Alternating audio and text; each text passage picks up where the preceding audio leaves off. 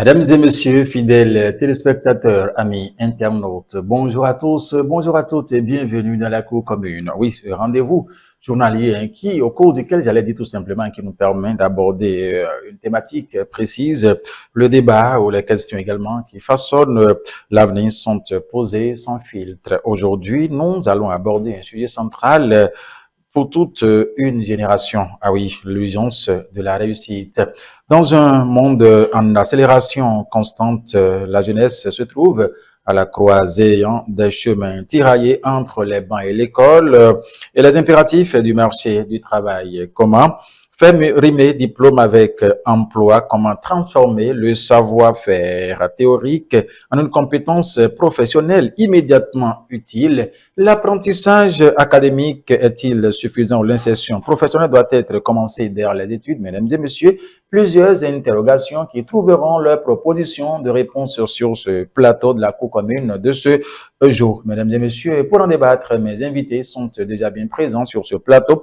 Avec moi, un trio d'invités, bien évidemment, André Alikhonou. André Alikhonou, il est psychologue clinicien. André Alikhonou, bonjour. Bonjour Mathieu, bonjour chers téléspectateurs, téléspectatrices de télé. Merci pour votre fidélité, votre présence quotidienne à chaque fois et toutes les fois. Oui, toutes les fois. Merci beaucoup. À vous en face aujourd'hui, c'est Robert Kounou. Robert Kounou, fonctionnaire en service justement au ministère des Enseignements maternels et primaires. Robert Kounou, bonjour. Monsieur Mathieu. Merci pour le déplacement sur ce plateau. Merci à partager. Alors, mesdames et messieurs, ce n'est pas fini. Kevin Akin est là, c'est un juriste communicant bien présent sur ce plateau avec nous aussi pour ce numéro de votre émission La Cour commune. Kevin Akin, bonjour. Bonjour Mathieu, bonjour chers téléspectateurs et bonjour chers amis du plateau. Et bonjour à tous. Merci pour votre présence sur ce plateau. Aujourd'hui, vous aussi. Alors, nous allons retourner à André Alikhonou sur ce plateau pour la toute première question, bien évidemment, puisque aujourd'hui, on se pose une grosse interrogation, l'urgence de la réussite. Comment la jeunesse doit-elle concilier apprentissage académique et insertion professionnelle? C'est de ça, et sur la question, donc, dans les prochaines minutes que nous aurons à parcourir ensemble. André Alikhonou, nous allons démarrer par vous. L'urgence de la réussite, de cela, nous allons parler aujourd'hui, mais quand on prend d'abord l'expression réussite, selon vous, qu'est-ce qu'on peut comprendre? Merci beaucoup Mathieu. Et pour parler de la réussite, je vais essayer de parler sans rentrer dans les définitions académiques, sans rentrer dans les écoles, les théories et selon des écoles. Réussite, en termes simples, on peut entendre par là le fait de donner une réponse positive, une bonne réponse à un questionnement, à une préoccupation, de trouver solution à un problème. Donc, trouver la bonne solution, j'ai réussi. Et ici, dans le cadre d'espèces, en ce qui concerne le thème, c'est le fait pour un individu d'exercer une activité ou d'exercer quelque chose, un emploi, dans lequel il s'épanouit, mais qui lui permet en même temps de s'autosuffire, de pouvoir subvenir à ses besoins, autant matériels que financiers et, j'ai envie de dire, moral et spirituel et tout ce qu'il aura autour pour quand même agrémenter son quotidien, sa vie. Super. Merci. À vous, André Alikhonou, Robert Kounou, à vous, à présent, la réussite, cette définition qui sort du cadre académique, comme l'a dit tout à l'heure André Alikhonou, on y ajoute l'urgence ici, l'urgence de la réussite, apporter une réponse positive à une interrogation, connaître un succès dans son entreprise, dans son initiative. Ici, on y ajoute urgence. Urgence de la réussite, pour vous, qu'est-ce qu'on peut comprendre? L'urgence de la réussite, on doit savoir quand l'enfant va à l'école, l'enfant va en apprentissage. L'objectif des parents, c'est que cet enfant devienne quelque chose pour quand même quitter la charge des parents. Donc l'urgence est là. Voilà. L'objectif des parents, c'est que cet enfant-là arrive à réussir. C'est le résultat, en réalité, le résultat positif de l'apprentissage ou bien des connaissances, de l'ensemble de tout ce que l'enfant a eu à faire tout au long de l'enfance jusqu'à la jeunesse. C'est le résultat positif et l'urgence est là pour permettre aux parents aussi de quand même dire un jour, oui, j'ai réussi quand même à libérer cet enfant, j'ai réussi à donner un gagne-pain ou bien j'ai réussi à éduquer cet enfant. Merci beaucoup à vous. Alors, Kevin Akin, à vous aussi pour cette première prise de parole sur ce plateau. Ici, pour cette émission, la Cour commune, l'interrogation, oui, c'est bien évidemment savoir comment donc rimer, comment il faut donc rimer diplôme avec emploi, l'urgence de la réussite en ce 21e siècle. Oui, merci beaucoup. Je crois que c'est une préoccupation générationnelle et tous autant qu'on est quand on finit déjà les études et tout, on se demande déjà euh, quel est le chemin qui pourrait mener à l'emploi. Et c'est un questionnement des jeunes. Je crois que nous avions eu quand même à discuter un peu du sujet ici une fois déjà, lorsqu'on parlait je crois, si ma mémoire est bonne, lorsqu'on parlait de la prise de décision, Oui. on en a quand même, on a brossé quand même l'aspect du sujet parce qu'on se demande aujourd'hui quel est le chemin qu'on prend peut-être pour aller vers la réussite. Et autrefois, c'était simple parce qu'on se disait, il faut aller à l'école et quand on va à l'école, le chemin est tout tracé vers la réussite. Et vous allez voir que même dans le début de ce siècle-là, si je peux le dire ainsi, depuis un certain moment, il y avait quand même des écoles, des domaines qui prédestinaient dans une certaine mesure à la réussite. Mais au fil du temps, avec l'évolution du monde aujourd'hui, de plus en plus on s'inquiète. On se demande, on se rend compte que le chemin qu'on avait pensé être la voie royale pour réussir n'est peut-être forcément plus le cas. Et aujourd'hui, on fait face quand même à une multitude de personnes parce que la démographie aussi est là et tout ça.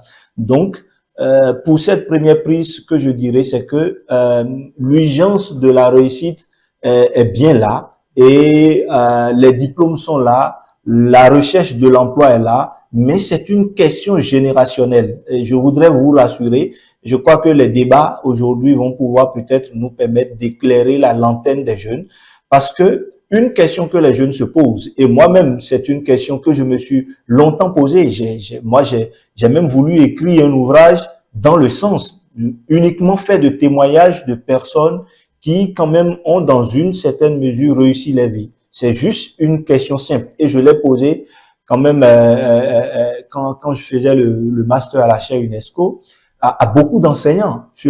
La question est toute simple. Entre la passion que les jeunes ont, entre le besoin d'avoir de l'argent et la formation académique qui n'est forcément pas le chemin de la passion, qu'est-ce que le jeune choisit pour réussir sa vie? Je crois que la question demeure encore et nous sommes là. Je ne vais pas m'improviser journaliste, mais c'est pratiquement dans l'angle et je crois que le temps nous donnera peut-être raison pour pouvoir débattre autour de la thématique. Merci beaucoup à vous, André Alejandro. Je vais repartir rapidement. À vous, hein, sur ce plateau, pour cette émission, la Cour commune, bien évidemment. Nous parlons, oui, de l'urgence de la réussite aujourd'hui. Et ma question, oui, que je m'en vais vous poser, c'est comment justement travailler, transformer le savoir théorique en une compétence professionnelle immédiatement utile, André Alejandro. Merci beaucoup. Avant même de répondre à ta question, oui, je voudrais, pour bien répondre, retourner à la question de l'urgence. D'accord. Parce que l'urgence se trouve dans l'identité individuelle, dans le relationnel familial, communautaire, le développement durable, j'ai envie de dire communautaire, mais aussi national. C'est ça l'urgence, parce que quand on réussit, c'est-à-dire on est arrivé à bout de ses études, on est sorti brillant, on a réussi à obtenir, on a obtenu les certifications de fin de formation d'apprentissage et tout ça, où on est certifié, on dit oui, vous avez passé tel niveau, vous avez réussi ici, vous avez les compétences, où on nous reconnaît cela. Ça donne une certaine satisfaction individuelle. Et aussi, ça va rejaillir, Robert le disait tout à l'heure, sur la famille. Les parents vont être fiers. J'ai misé de l'argent, j'ai subventionné, j'ai acheté ci, mais il a fini par me rendre fier. Mais en plus de ça, vous avez, au cours de tout le parcours, vous avez appris quelque chose et que vous allez maintenant mettre à la disposition de votre communauté en les aidant. Et justement, c'est de là que vient la question qui, pour ma part, pour que cela soit bénéfique pour un développement équilibré et durable, pour que l'individu s'épanouisse dans ce qu'il fait, il faut forcément que l'apprentissage soit arrimé sur son potentiel. Il s'agit ici, justement, de pouvoir mettre ensemble, de pouvoir écouter, observer suffisamment l'individu pour l'amener à s'épanouir dans ce qu'il fait, mais dans ce qu'il sait faire naturellement. Parce que autant que nous avions un charisme, nous avions un don, nous avions une facilité à faire quelque chose, que ce soit à parler, que ce soit à courir, que ce soit à faire ci, à faire ça. Chacun de nous, on a cette chose. Ce qui nous dit ça nous différencie de l'autre. Et il faut pouvoir observer suffisamment l'individu pour que lorsqu'il sera aligné et il sera en plein dans l'exercice de son potentiel, de sa potentialité, vous allez voir qu'il prendra du plaisir et on ne verra même pas la passion dans ce qu'il fait. On verra quelqu'un qui a du plaisir à créer, à innover, à dépasser, à trouver facilement des solutions et tout le reste. Donc voilà un peu comment, pour ma part, je pense qu'on peut essayer de trouver, de répondre à la question ou d'essayer de permettre à l'individu d'être en même temps en harmonie avec lui-même, mais d'être dans un monde qui lui permet de s'épanouir et de trouver les bonnes solutions. Alors, Robert Kounou, l'apprentissage académique de nos jours est-il suffisant ou bien l'insertion professionnelle doit-elle commencer dès les études, selon vous? Bon, si je vais rejoindre un peu Monsieur André qui parlait de ce que la capacité, le don en soi. Vous allez constater que depuis un certain moment, au niveau du primaire, on parle de nouveaux programmes, en réalité, qui est l'approche par compétences, c'est-à-dire, il n'y a pas d'enfant nul.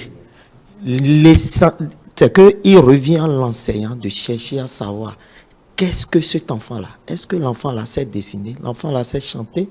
C'est le sport que l'enfant... C'est que essayer de détecter les talents cachés dans cet enfant. C'est un beau programme, c'est un très bon programme, mais les moyens nous manquent pour mettre en application réellement. C'est que pour tirer profit de ce programme. Parce que l'enfant qu'on a détecté, peut-être on a détecté en lui peut-être le foot. On doit petit à petit, avant qu'il n'atteigne peut-être le collège ou bien le secondaire, essayer de l'orienter sur son chemin. Mais aussi, l'autre côté, c'est que c'est pas... Cette qualité-là, qu'on greffe le reste. Voilà. Si vous voulez qu'il soit performant à l'école, qu'il ait la passion de jouer, qu'il sache que je viens à l'école pour jouer. Et comme ça, il sait qu'il n'y a pas que jeu à l'école. Voilà. Donc, pour pouvoir jouer, je vais apprendre. J'apprends pour mon jeu. Je dois savoir lire, par exemple, parce que demain, si je veux devenir professionnel, il faut que je sache lire le contrat. Que je comprenne ce qu'il y a dedans. Et pourquoi les mathématiques sont importantes pour moi dans mon sport. Et ça, c'est des choses, quand il le sait, il ne le fait pas par contrainte. Il le fait pour lui. Pour s'aider. Voilà. Donc, c'est de ça qu'il s'agit. Et on doit aussi, les parents aussi doivent savoir. Sinon, vous m'excusez, les parents ont tendance à dire, donc, mon enfant doit devenir accueilli. Mon enfant doit devenir un fonctionnaire de l'État. Si nous comprenons, si déjà les parents peuvent déjà savoir, comprendre que, en réalité, gagner sa vie, ce n'est pas nécessairement devenir fonctionnaire. Si tout le monde était fonctionnaire, qui allait construire, qui serait ferrailleur, qui serait peut-être journaliste ou bien ainsi de suite. Donc, on doit, l'éducation, c'est dès la base aussi. Parce que les enfants, pour les enfants, quand vous demandez à un enfant, tu vas devenir quoi demain? Avant, l'enfant n'aime même pas, ils vont vous dire, je vais devenir peut-être député, sans savoir que ce n'est pas une activité. Je vais devenir ministre. Donc, on a déjà tendance à l'argent. On vise, c'est que l'aisance financière, sans savoir qu'en réalité, bien vrai, l'argent fait le bonheur, mais c'est que tu fais. Vous avez parlé qu'il faut être à l'aise dans l'acte ou bien dans les activités, dans l'activité que tu mènes. Donc, on doit inculquer ça là aux enfants ainsi qu'aux parents. Parce que souvent, c'est les parents qui agissent sur la psychologie des enfants et on met dans la tête de l'enfant, non, il faut étudier pour devenir grand quelqu'un. Il faut étudier pour devenir un cadre pour la maison, sans savoir que ce n'est pas seulement ça là qui nous amène au bonheur.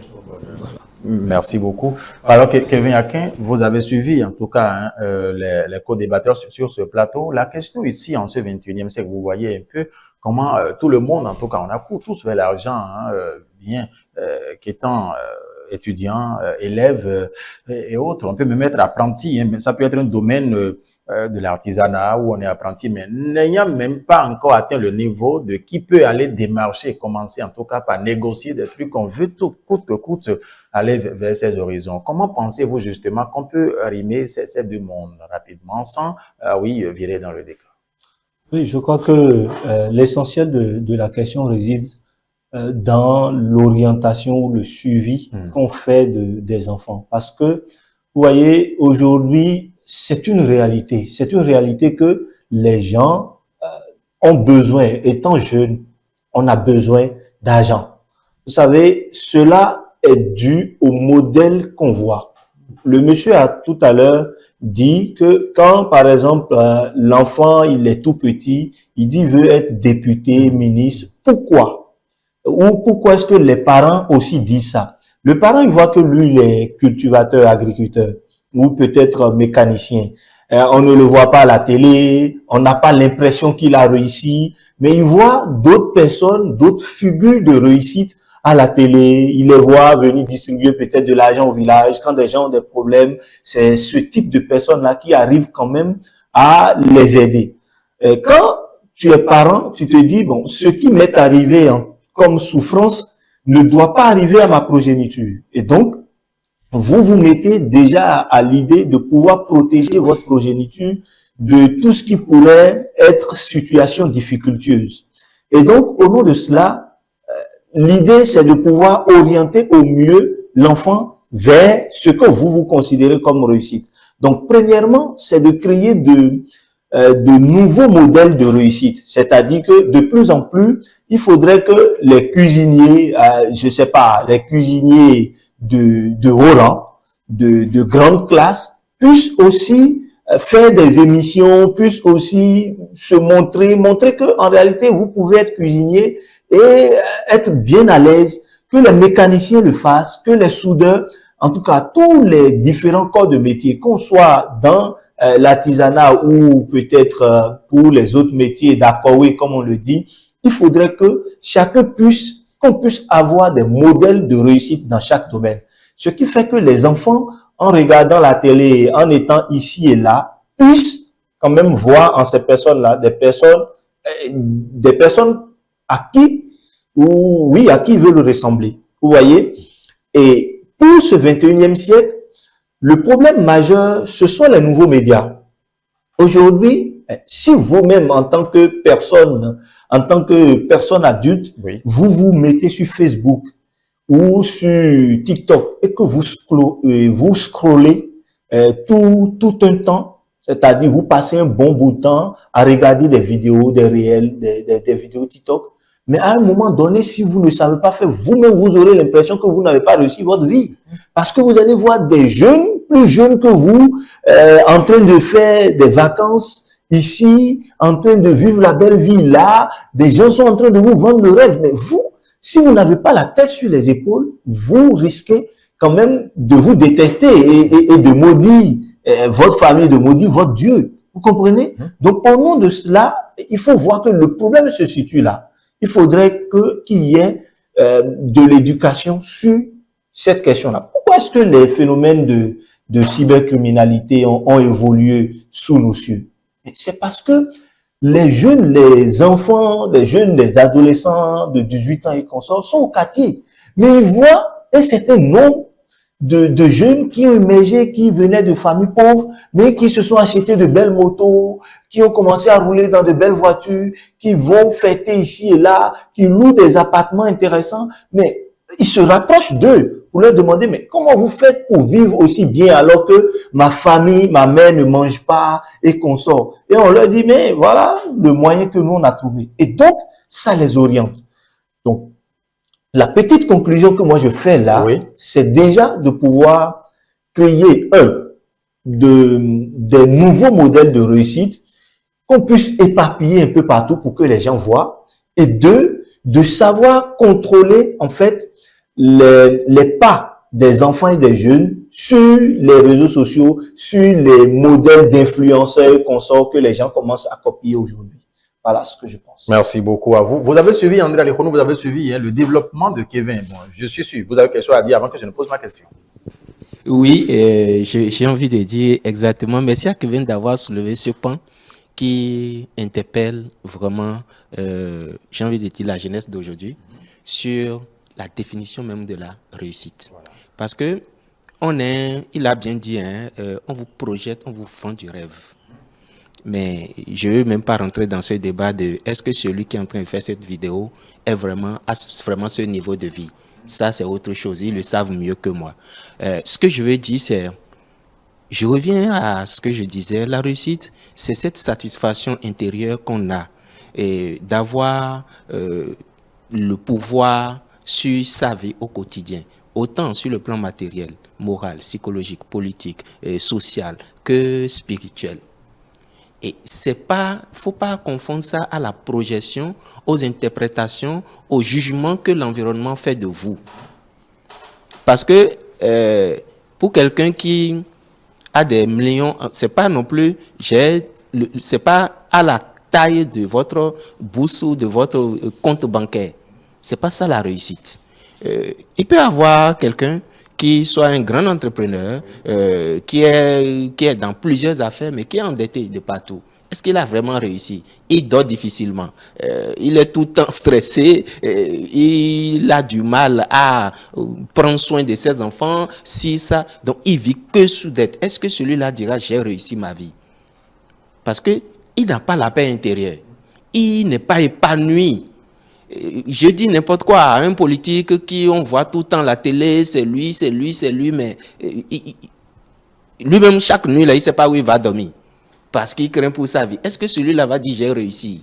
Donc il faut qu'on se pose dans la bonne, j'ai envie de dire, le bon angle pour dire qu'est-ce que moi je veux de ma vie.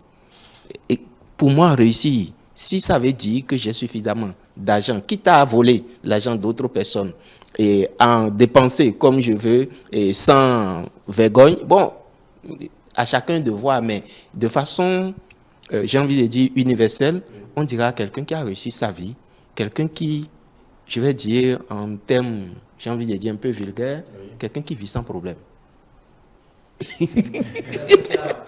Qui a la paix du cœur.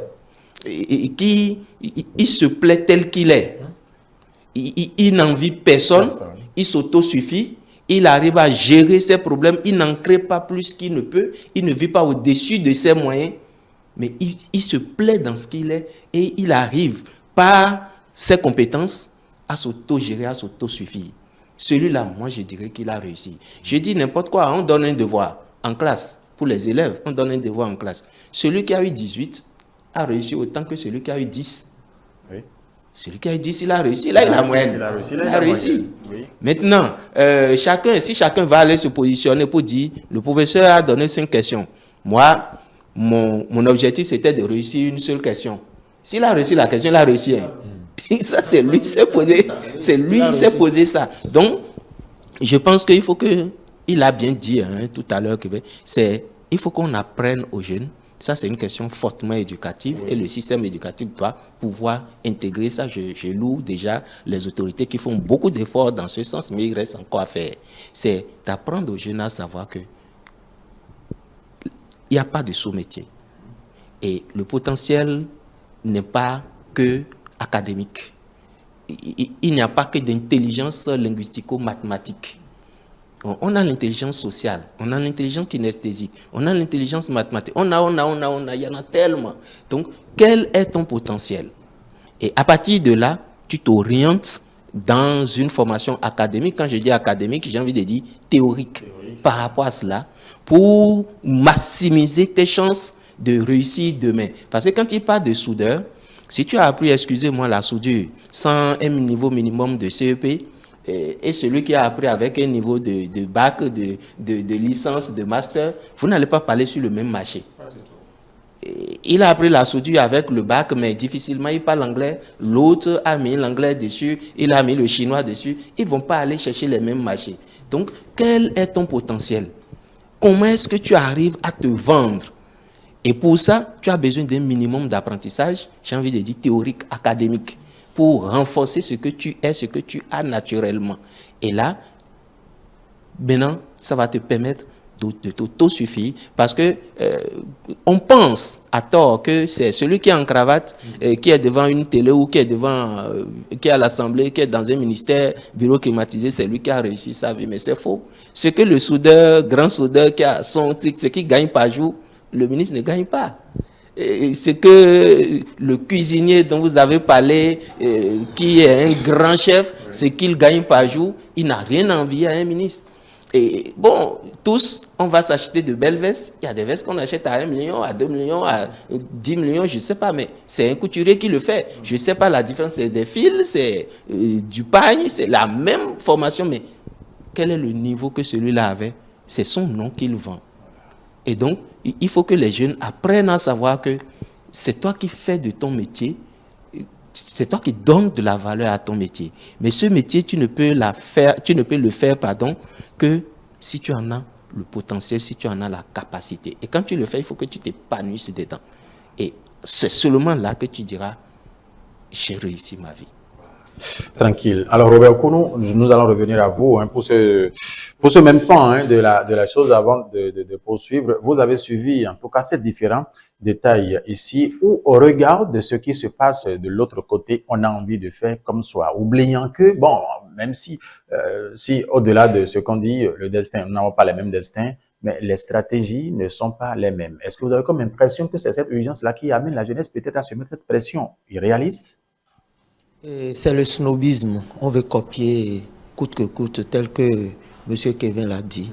On veut coûte que coûte copier la jeunesse peut-être du Nigeria, alors que nous n'avons pas les mêmes réalités. Le Nigeria, le Bénin, c'est que le cadre, c'est pas la même chose.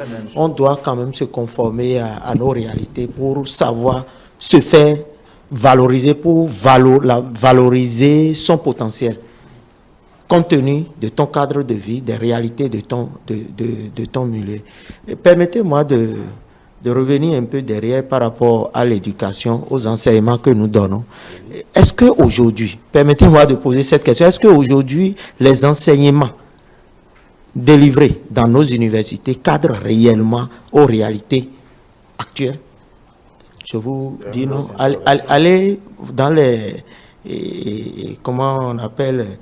Dans nos universités, ils ont la licence, mais ils reviennent à la maison. Je vais peut-être caricaturer les AME, le recrutement de la fois dernière.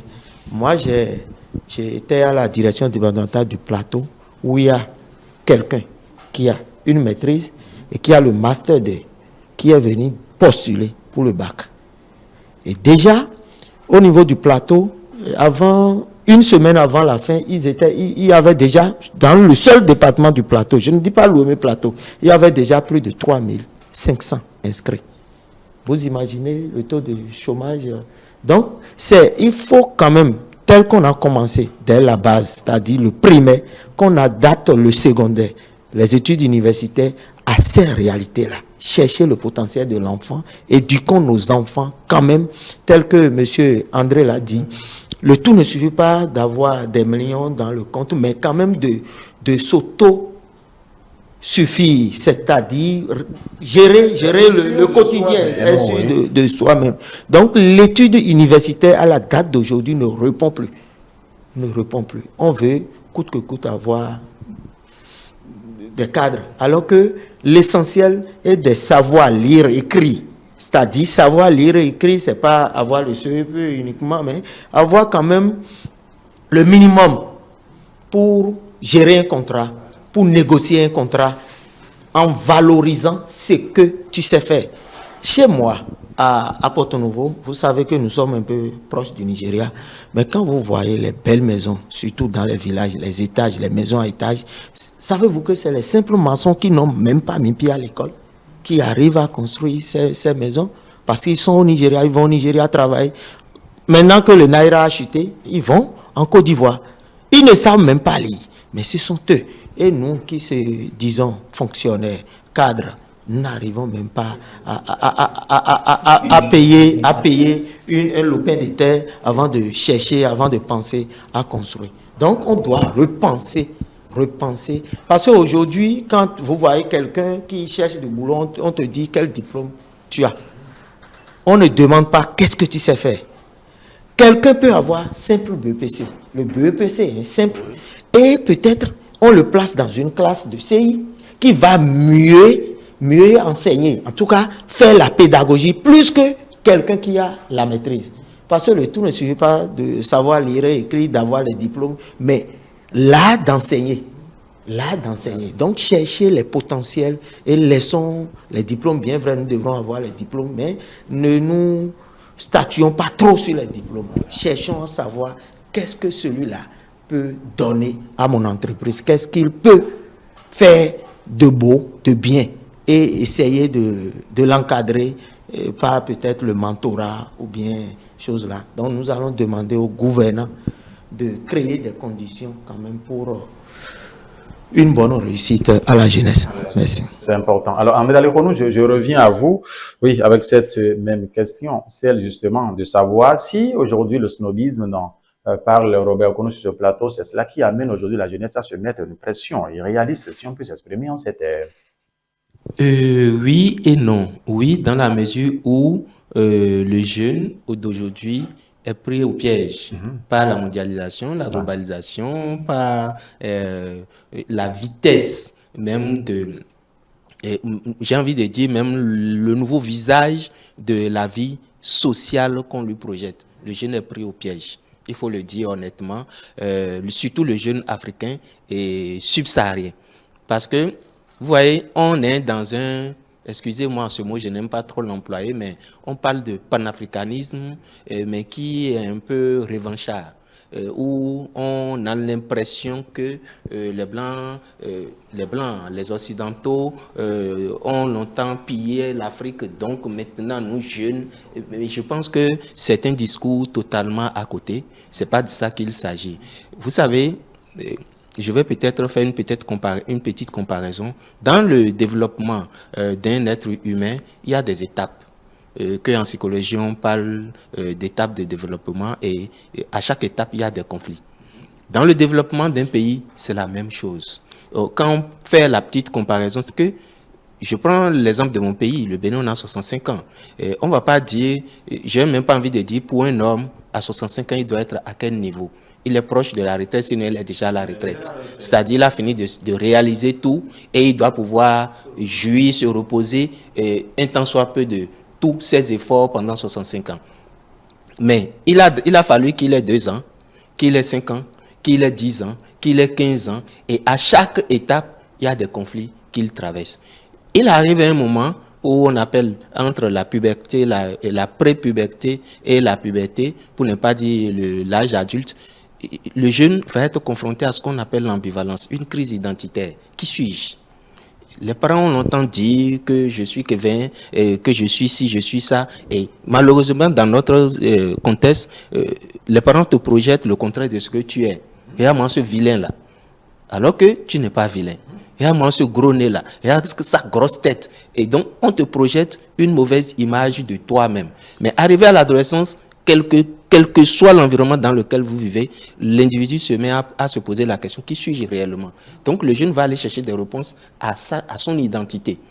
Et ces réponses, il va aller les chercher dans les comparaisons, il va aller les chercher dehors. Nous sommes dans la même étape actuellement avec notre évolution, j'ai envie de dire communautaire, où l'Afrique est à une étape d'ambivalence. on a longtemps subi.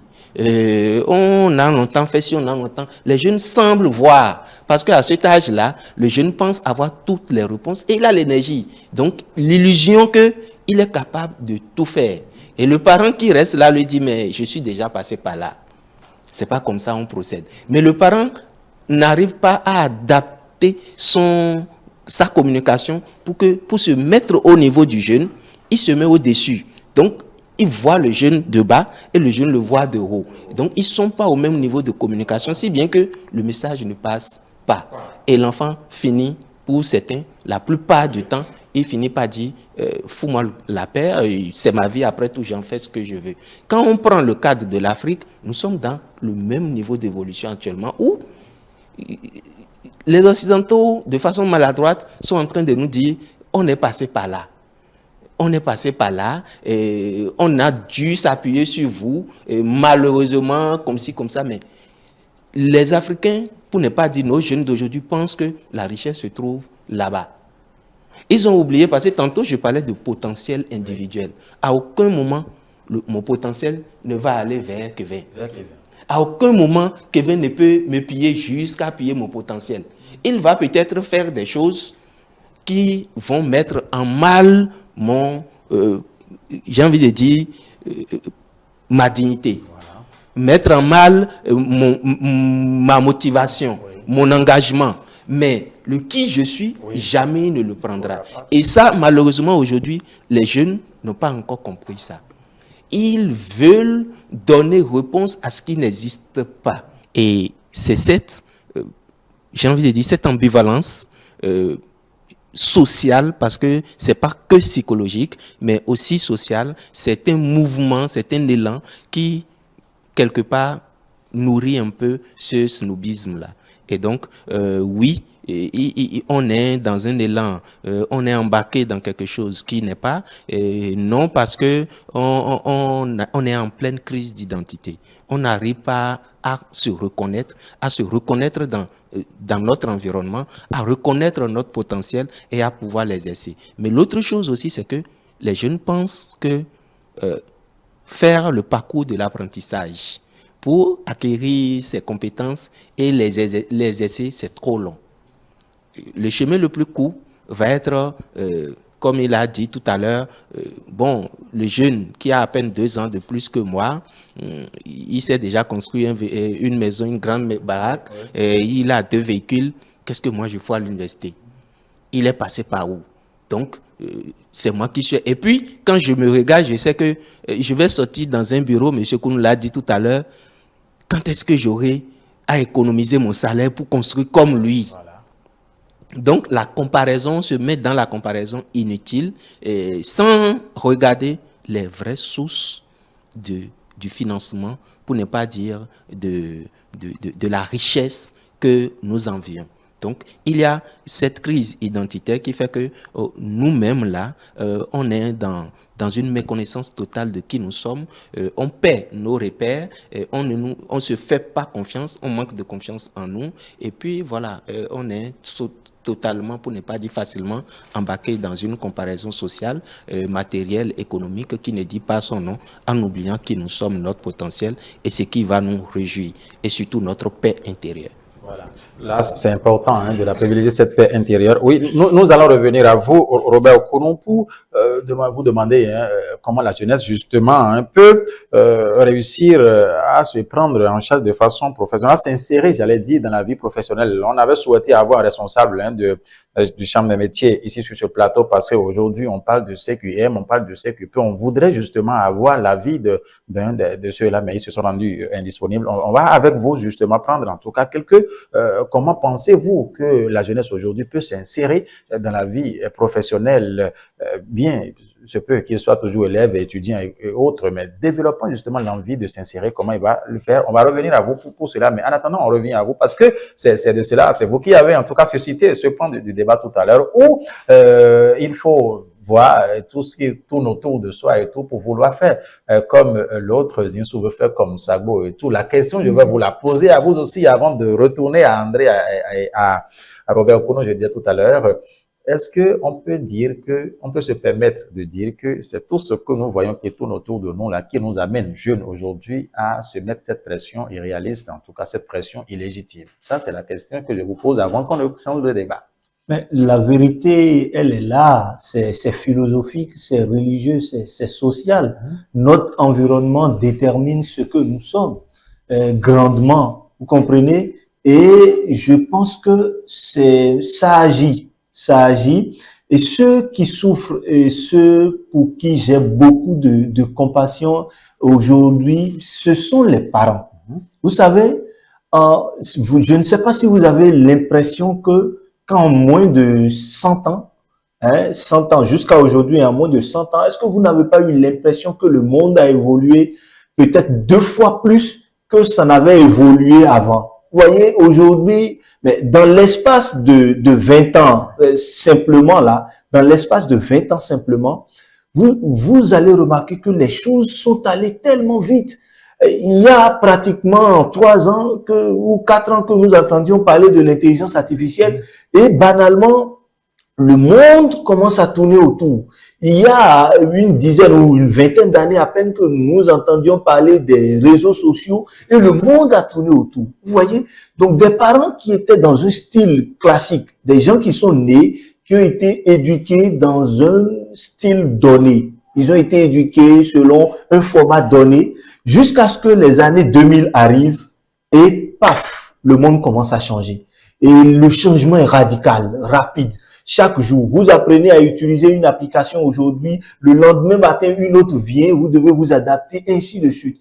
Donc, ce sont les parents qui souffrent parce que le schéma classique de réussite peut-être n'est plus le schéma actuel de réussite. Voilà. Et c'est pourquoi, à un moment donné, on n'accuse pas forcément les jeunes.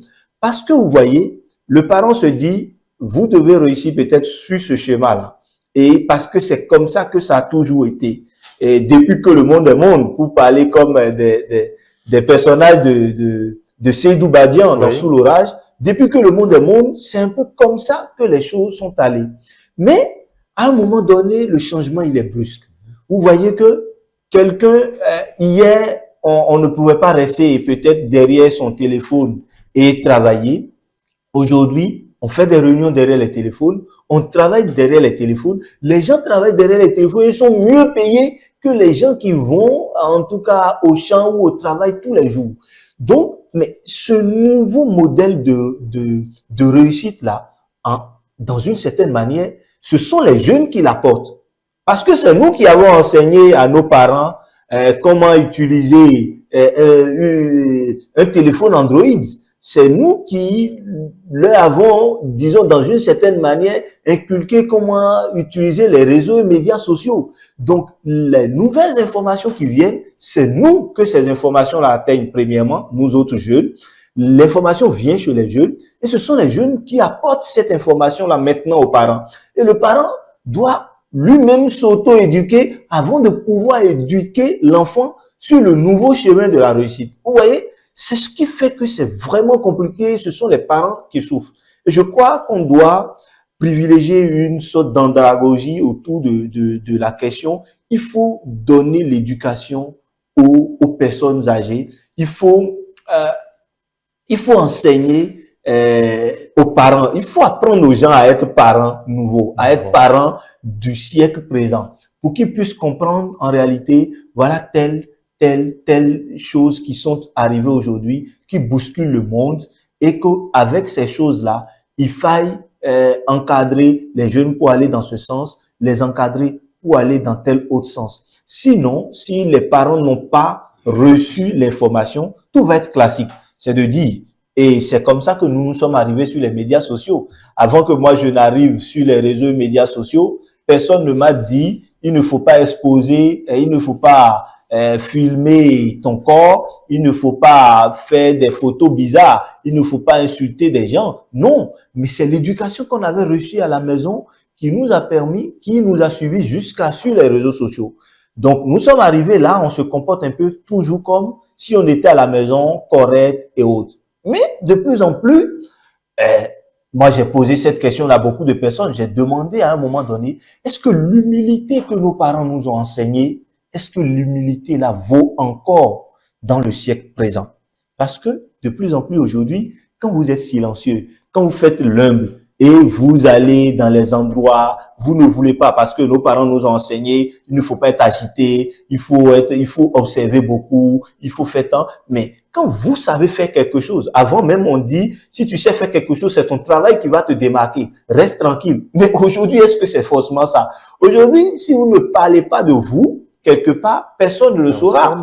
Et un exemple vraiment beaucoup pratique, c'est même avec Monsieur Ali Khonou, je crois que c'est bien le nom, oui, le patronyme. Oui. Mais moi, j'ai partagé une émission avec ce monsieur-là il y a de cela approximativement 2 ans en tant que juriste. Mais moi, je ne savais même pas on n'avait même pas gardé contact. Mais quand un projet est tombé sous sa main et qu'on avait besoin de juristes, il n'a pas hésité 1 minute à pouvoir faire truc. Donc, quand moi je signais les états, j'étais tout heureux. Mais c'est parce qu'il sait ce que je fais qu'il le fait. Donc, on se demande, est-ce que rester silencieux, rester humble, comme les parents nous l'ont toujours enseigné, est-ce que dans ce nouveau siècle-là, ça marche? On se demande, est-ce qu'on ne doit pas communiquer? Est-ce qu'on ne doit pas parler de soi? Mais quand on parle de soi, est-ce qu'on n'est pas égoïste? Est-ce qu'on ne tue pas? Donc, tellement de questions qui passent. Et donc, moi, je crois que l'homme est en train de miser sur les apprenants, les enfants, les jeunes, mais en réalité, une couche qu'on oublie dans l'enseignement, ce sont les parents. Il faut enseigner, il faut donner de l'enseignement aux parents sur l'éducation de l'enfant nouveau, qui n'était pas l'enfant d'hier, parce que les parents ont reçu l'éducation de leurs parents qui n'a forcément pas trop changé. Vous comprenez? Le schéma n'a pas trop changé. Mais avec les jeunes d'aujourd'hui, le schéma a pratiquement changé. Ça a changé. On a encore l'impression que c'est le monde qui va à l'envers. Voilà. Donc, je crois que les psychologues vont nous aider et tout le monde pour pouvoir régler le problème. D'accord. Il n'y a pas de souci. Merci. Merci beaucoup à vous. Oui, pas de souci. Ça se comprend. Alors, Robert Kounou, ma question tout à l'heure, parce que à force de vouloir tourner autour des questions aussi techniques, on risque de ne pas aborder, en tout cas. Ma question tout à l'heure, c'est de savoir comment la jeunesse aujourd'hui peut s'insérer dans le monde professionnel, c'est nourrir l'ambition, étant étudiant et autres, de s'insérer. Merci beaucoup. Au Nigeria, on a l'habitude de traiter les étudiants ou bien les élèves d'avoir un pied à l'école et un pied dans le business. Ça, c'est le Nigeria, ça. Vous ne verrez pas un jeune étudiant nigérien en train de faire ce que nous autres, c'est le business. Comment chercher l'argent? Pas tous les moyens. Pas des moyens frauduleux, mais dès que dit quoi. On sait que je dois me battre. Je dois chercher à faire quelque chose. Je vous donne un exemple. Il y a un enfant que déjà à la classe de 5e, un garçon qui préparait du riz et qui vendait. Les gens se moquaient de lui et il a dû négocier avec la femme de son grand frère. Quand il finit de préparer, c'est la femme qui s'en occupe. Aujourd'hui, il est fonctionnaire, mais en plus de cela, malgré qu'il est fonctionnaire, il a créé encore d'autres activités. C'est parce qu'il avait cette capacité. Mais en l'insultant, s'il se laissait, tel que M. Kevin l'a dit, s'il se laissait emporter, M. André aussi l'a dit sérieusement, vous voyez, c'est fini quoi. Il allait perdre ce potentiel en lui. Aujourd'hui, même si on le radie de la fonction publique, il va subvenir à ses besoins. Donc on doit, les parents, je reviens encore sur les parents, on doit quand même essayer de détecter les qualités, les potentialités qui sont dans nos enfants. Et en plus, parce qu'il y a 3 types d'éducation. Il y a l'éducation de la maison, il y a l'éducation de la rue et il y a l'éducation de l'école. Et on demande souvent aux enseignants de se mettre au niveau de l'enfant pour pouvoir faire passer le message. Si bien que quand vous voyez un enseignant qui a peut-être gardé le CI pendant 10 ans, s'il réagit, vous allez le traiter de bête, de niais ou bien. Parce que il prend l'habitude des petits-enfants. Et tant qu'il ne va pas se mettre au niveau de ses enfants, son message ne pourra jamais passer. Donc, pour vous rejoindre, pour dire que les parents doivent s'adapter à l'évolution du monde pour pouvoir quand même essayer de cadrer, d'encadrer correctement les enfants pour que le résultat soit quand même meilleur, pour que ce que nous cherchons, pour qu'il y ait l'évolution, pour qu'on puisse dire enfin j'ai reçu. Vous voyez aujourd'hui il y a ce qu'on appelle CQM et CQP. Là, il faut quand même dire merci au gouvernement pour avoir quand même modernisé, donné plus de valeur aux diplômes, parce que c'était classique. C'était des diplômes que le patron signe et c'est le CA qui peut-être légalise. On ne sait même pas est-ce que l'enfant qui a, ou bien le jeune qui a ce diplôme, est-ce qu'il sait faire réellement. Mais maintenant que c'est rentré dans l'enseignement secondaire, que c'est le directeur des examens et concours qui organise, aujourd'hui, même si tu n'as jamais mis pied à l'école, tu passes le CQM et tu as ton diplôme signé par le DEC. C'est ce que nous allons peut-être demander à nos dirigeants, c'est de valoriser plus le CQP. Le CQP, c'est ceux qui... Certificat de qualification professionnelle. Il me semble que c'est CQP, ils disent, ou bien. Le CQM, c'est pour le au métier. Voilà. Maintenant, le CQP, c'est peut-être quelqu'un qui a peut-être déjà le bac. Je donne l'exemple de ma fille qui a le DT en métier de mode et vêtements, mais qui est revenu après son bac et technique, qui est venu faire le CQM. Alors qu'en réalité, c'est le CQP qu'elle devrait faire. Parce que ça là, c'est ceux qui ont le niveau au CQM, il revient à l'examinateur de traduire encore le preuve en langue de l'enfant ou bien du jeune pour qu'il puisse composer. Mais le CQP, tu composes comme les examens officiels et tout. Donc, nous allons demander les journalistes de donner plus de valeur au CQP là. Parce qu'il y a beaucoup qui ne savent même pas qu'il y a ces diplômes-là.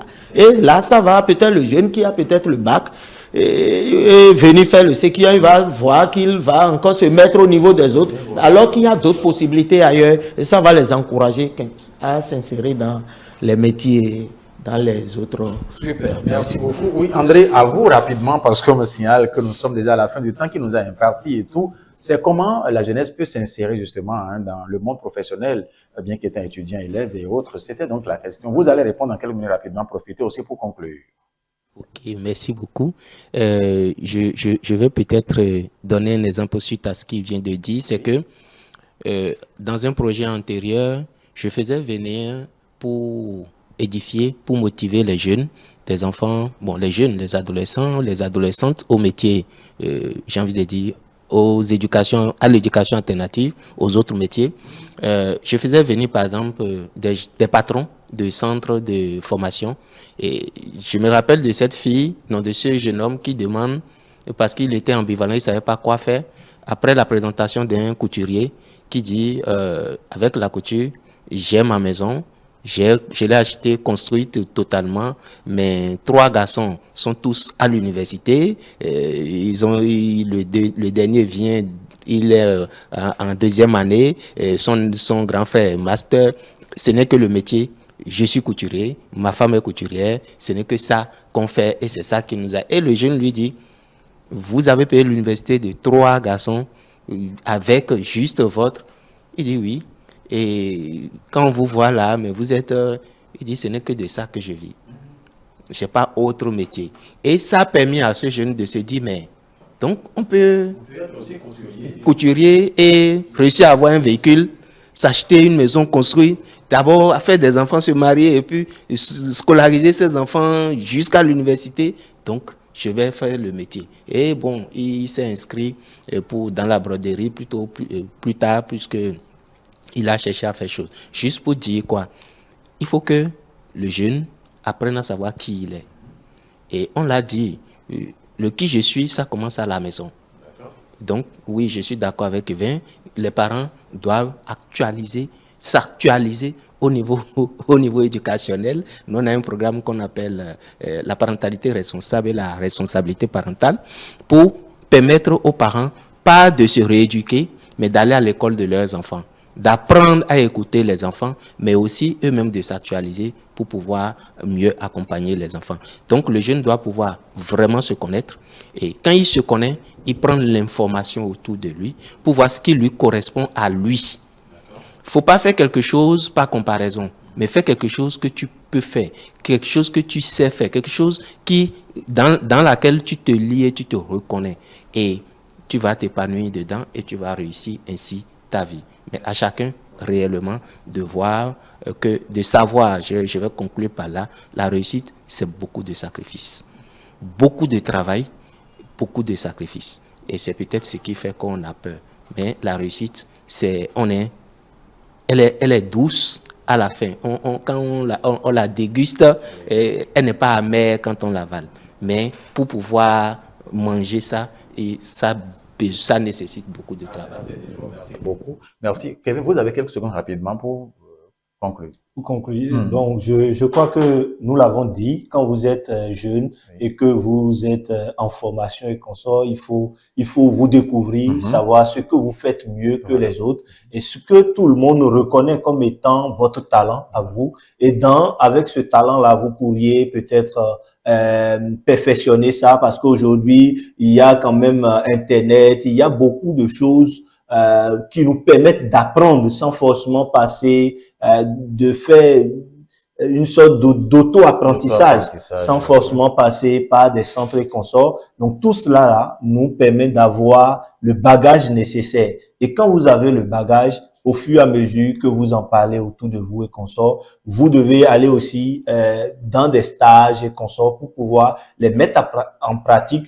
Et ce qui est important, chers amis, chers jeunes, pour finir, mon dernier message à votre endroit, c'est que, conclusion. Oui, de conclusion. Oui, voilà, mon message de conclusion, c'est que quelle que soit la chance qu'on vous donne, si on vous donne la chance de pouvoir démontrer vos talents, je vous en prie, faites-le, mais faites-le bien.